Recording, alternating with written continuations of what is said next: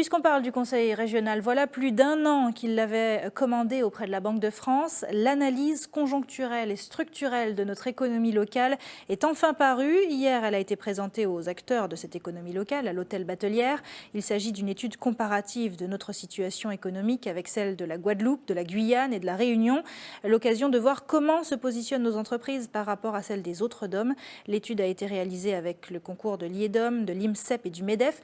Écoutez justement ce qu'en disent le vice-président du MEDEF ainsi que le président d'honneur de l'Association martiniquaise pour la promotion de l'industrie, la MPI. Ils répondent tous deux à Ingrid Najar-Howard. Dans le domaine dans lequel nous sommes, nous les Roms Clément, c'est vrai que nous sommes plutôt sur une progression d'activité liée notamment au développement de notre courant d'affaires à l'export, sur la France hexagonale, mais aussi sur d'autres territoires européens ou américains comme les États-Unis. Donc dans le domaine du rhum, effectivement, on a cette solution de l'export qui nous permet de développer nos activités. Ce qui en est ressorti montre quand même qu'au-delà d'un dynamisme important des entreprises martiniquaises, ce dynamisme que nous connaissons, cette envie de pouvoir réussir, de créer de la valeur ajoutée localement, il est certain que nous nous trouvons face à un certain nombre de problématiques, ne serait-ce qu'en termes d'investissement. On sent qu'on a quand même un essoufflement en matière d'investissement et aussi en termes de rentabilité, car il y va que nous avons des surcoûts et il a fait ressortir notamment les surcoûts en matière de coûts de salariaux.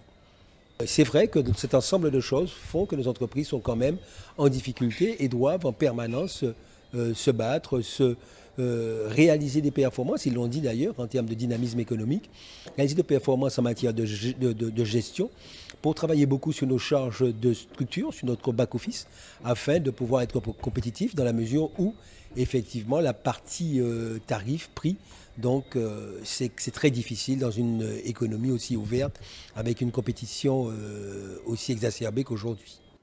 Et cette étude, on en parle avec notre invité, Georges Parra. Bonsoir. Bonsoir. Merci d'être avec nous. Vous êtes directeur général de l'IMCEP, l'Institut martiniquais de statistique et d'évaluation des politiques publiques. Vous avez participé à la présentation de cette étude hier soir. Est-ce que pour vous, elle a été réellement instructive, cette étude ? Alors, il faut d'abord savoir que l'idée n'était pas de faire une étude simplement pour comparer les performances des entreprises, mais de fournir aux services de la région qui instruisent les dossiers d'aide et d'accompagnement des entreprises un outil de travail leur permettant de positionner les dossiers qu'ils reçoivent dans l'environnement général des entreprises.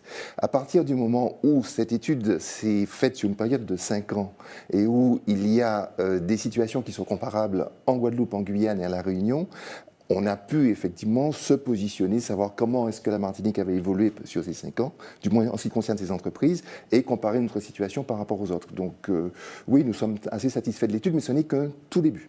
Tout début. On attend de voir la suite. On a entendu Pierre-Marie Joseph parler des coûts salariaux qui sont vraiment en hausse depuis 2008, et ce dans tous les secteurs d'activité d'ailleurs. Est-ce qu'avec des charges de personnel en hausse, avec l'étroitesse du marché martiniquais, nos entreprises peuvent réellement être compétitives ?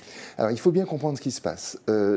Comment dire, la part des coûts salariaux dans la valeur ajoutée des entreprises est actuellement en train d'augmenter, mais c'est général dans le monde occidental, en particulier en Europe et en France. En ce qui nous concerne, ce qui a été souligné par l'étude, c'est que nos entreprises ont beaucoup mieux résisté à la crise de 2009 parce que les chefs d'entreprise ont fait le choix de préserver l'emploi plutôt que de préserver d'une certaine façon leur outil de travail. Donc la Martinique s'est beaucoup mieux positionnée de ce point de vue-là par rapport à ses concurrentes. Mais comme les efforts essentiels ont été portés en 2009 sur la sauvegarde des entreprises, il se trouve qu'aujourd'hui on le paye un petit peu par rapport aux autres. Mais ce qui est certain, c'est qu'effectivement on a du mal à améliorer notre productivité dans un contexte où les charges salariales augmentent beaucoup plus vite que la productivité elle-même. Et comment on peut faire pour être plus compétitif alors ? Eh bien, encore mieux gérer que ce qui est fait actuellement par les chefs d'entreprise. Et puis surtout, il y a un problème de confiance qui se pose, et ça se voit très bien sur les questions d'investissement. La situation est très difficile pour l'ensemble de l'économie, et en particulier pour les entreprises. Et après 5 années d'efforts, 2008, la Martinique était déjà en récession. 2009, il y a eu cette crise. 2010, d'autres crises se sont rajoutées. 2011, ça continue. Il commence à s'essouffler un peu et pour certains, à ne plus y croire. Donc, tout doit être fait, d'une part, pour redorer l'image de l'entreprise de la Martinique qui le mérite, et pour redonner confiance à ces chefs d'entreprise, parce que c'est eux, en fait, qui créent l'emploi. C'est vrai. Nous écoutions Charles Larcher tout à l'heure, le vice-président du MEDEF, qui avait d'ailleurs une question à vous poser. Je vous propose de l'écouter. Nous l'écoutons. Est-ce qu'il est possible d'arriver à avoir un meilleur ciblage de l'étude des entreprises, ces entreprises de plus petite taille, puisque le marché de la Martinique, les entreprises de la Martinique sont essentiellement des petites entreprises. Est-ce que prochainement, au niveau des études qu'il va donc réaliser, les entreprises de petite taille seront elles aussi étudiées? Alors, c'est vrai que, juste une précision, c'est vrai que l'étude a été limitée aux entreprises qui ont un chiffre d'affaires de plus de 750 000 euros, il faut quand même le préciser. Donc du coup, qu'en est-il des PME, effectivement? Alors, il faut préciser en fait que les études de type Axel sont des études très particulières. Ce sont des études qui sont faites par des financiers. Et donc, ces financiers, depuis plusieurs années, ont fixé un seuil à 750 000 euros. Donc, à partir du moment où on rentre dans le système Axel, et la Martinique est le seul DOM aujourd'hui à être rentré dans le système Axel, on travaille forcément avec des entreprises qui font plus de 750 000 euros. Mais ça, c'était le début. Et quand je vous disais qu'il y a une suite, la suite notamment que nous espérons présenter dans 6 mois, là, c'est l'INSEP qui va la faire avec le concours de l'IEDOM et de la Banque de France. Nous allons justement travailler sur un certain nombre de paramètres qui nous permettront de dresser une monographie de l'ensemble des entreprises de moins de 750 000 euros, donc en fait globalement de 80% des entreprises martiniquaises. Alors je précise quand même que les entreprises qui ont été étudiées, c'est 20% des entreprises, mais c'est 50% de l'emploi quand même. Hein. Quand même. Voilà. Alors vous me parliez de l'INSEP, rapidement peut-être un mot, parce que c'est vrai que vous existez depuis 2012, 2 ans c'est jeune, les Martiniquais ne vous connaissent pas beaucoup.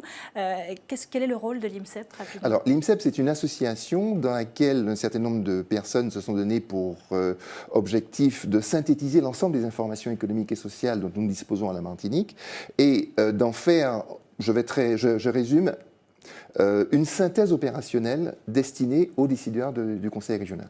Et en fait, c'est ce que nous faisons quasiment jour. Et c'est du bénévolat? Ah, c'est du bénévolat, oui, absolument. C'est une association de 1901, on a de jolis titres, moi par exemple, mais c'est totalement gratuit. Merci beaucoup, Je vous en prie. Georges Parra, pour tous ces enseignements et ces précisions. Merci d'avoir